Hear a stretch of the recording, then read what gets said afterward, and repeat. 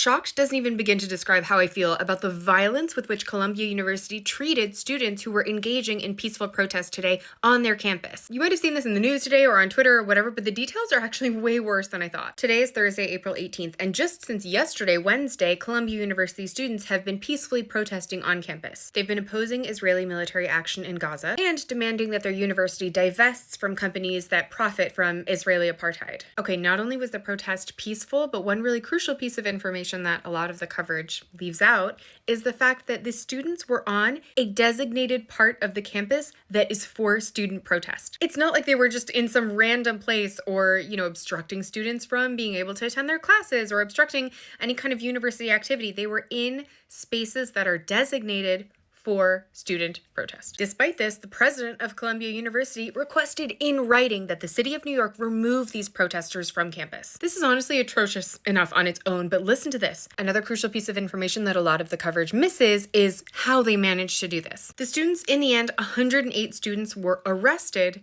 for trespassing, but you can't trespass on your own university, right? You're allowed to be there. The students were first suspended so that they would be able to be charged with trespassing. Let's just make sure we understand this. The university suspended these students who were engaging in peaceful protest within their own campus, not obstructing anyone, not hurting anybody, suspended these students so that the massive numbers of NYPD that the university requested could arrest these students. Let's think for a moment about the level of harm that this university is inflicting upon the students that it is entrusted to take care of. Not only is suspending students so that they can be arrested for trespassing so violent on its own, suspension also has so many ramifications. I mean, students were denied access to their dorm rooms, locked out from their belongings, told that they couldn't attend their classes, of course, no longer able to access campus. That also means that these students are not able to access their healthcare, which almost all, if not all, students receive through the university. And here's the photo that sent me over the edge. Honestly, today's been a pretty tough day watching my own alma mater that I have long been very proud to be associated with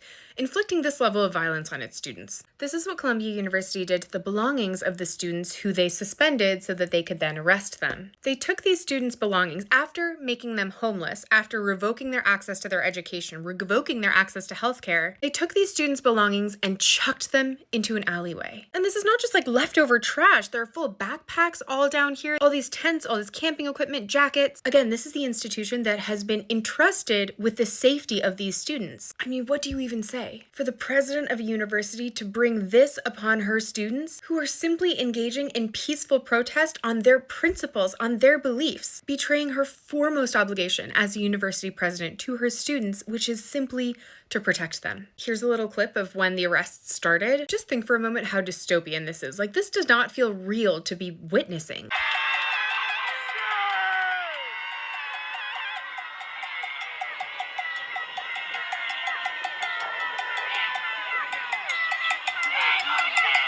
But do you want to see what the students did in response? This makes me so proud. I actually think I might cry.